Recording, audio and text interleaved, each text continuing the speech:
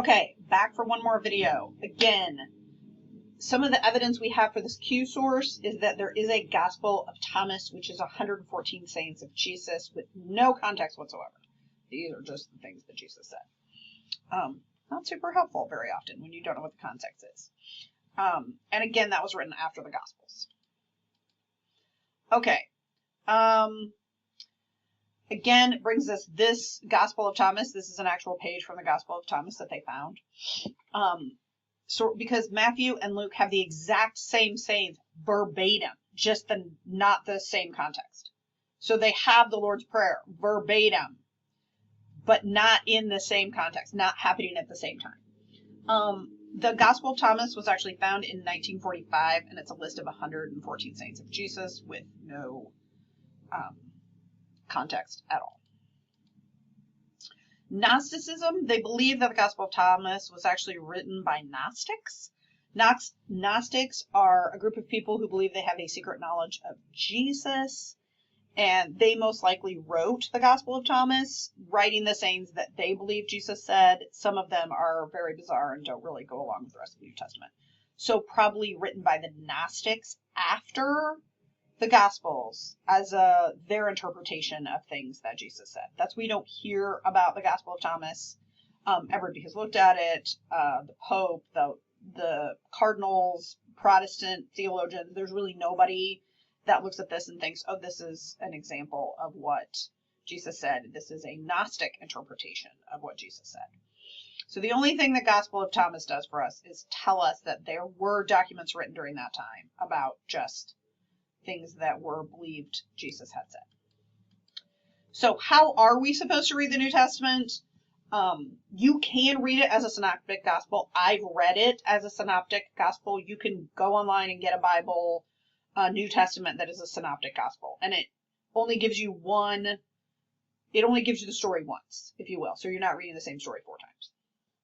You can read it like that. I think it's fun to do it once. I think it's interesting to look at a synoptic Bible. I have one. I will bring it to class at some point.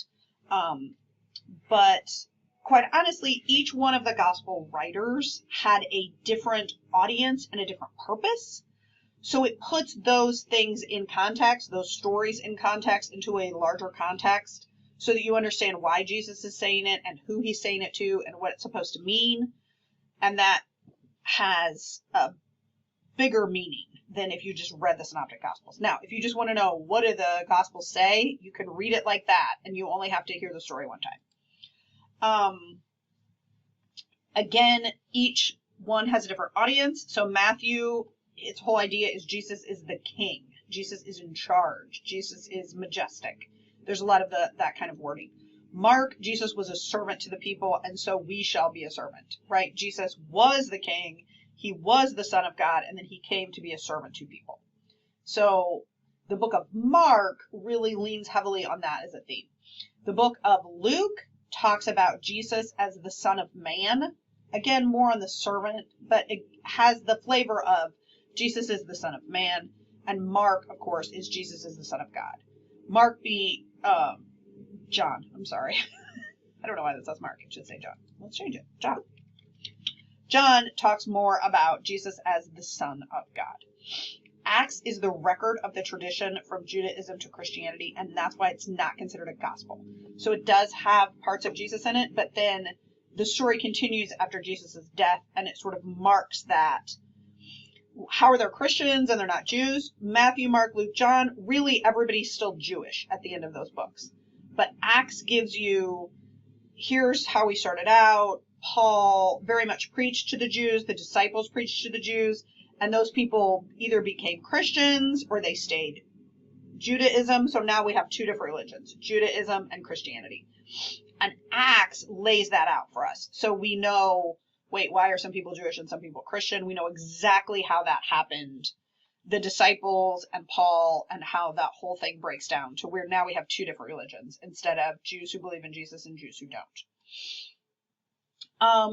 Overall, the New Testament introduces us to the promised Messiah. That is the point of the New Testament. This is the Messiah. This is a long-awaited promise. And this is not, contrary to even what I believed as a child, the Jews have to do all these sacrifices and their life is so hard, and Jesus comes and now they don't have to do that anymore. And they get to go to heaven. And that's not true. Really, Paul is the best of the best Jew. Like, in his letters, you can say, he's like, listen, I am a Pharisee. I'm a Sadducee. I'm the best of those. I was born into this group. I am pure. Like, I am going to heaven. Paul had no question about his salvation.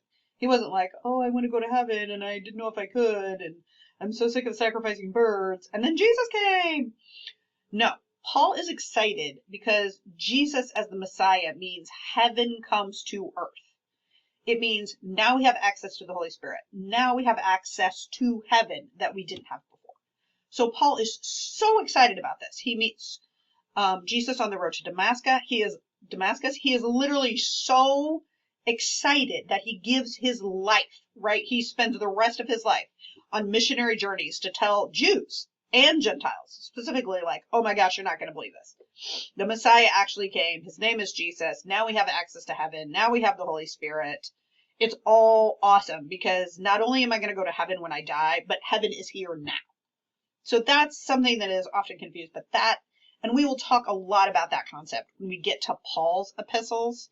So if you break it down, the Gospels, which we're going to talk about first, Matthew, Mark, Luke, John, the 4 Gospels. We will talk about those. Then we will talk about Paul's letters and things written about Paul, Acts, Romans, Timothy, Titus, Philemon.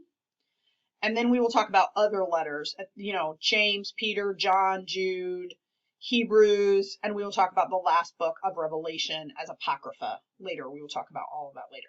So this is just your very brief introduction to the New Testament, and I'm excited about this. Again, the New Testament was written in Greek, also not written in English, but Greek is a more modern language, so we have a better translation of it. Greek is still spoken. I think Greek is a little bit easier than Hebrew. Not a lot, but a little bit easier. So the translations tend to be a little bit more modern and a little bit better. And I think we will have a great time with the New Testament. I'm so sorry again that I couldn't be in class today. I will see you all next Thursday.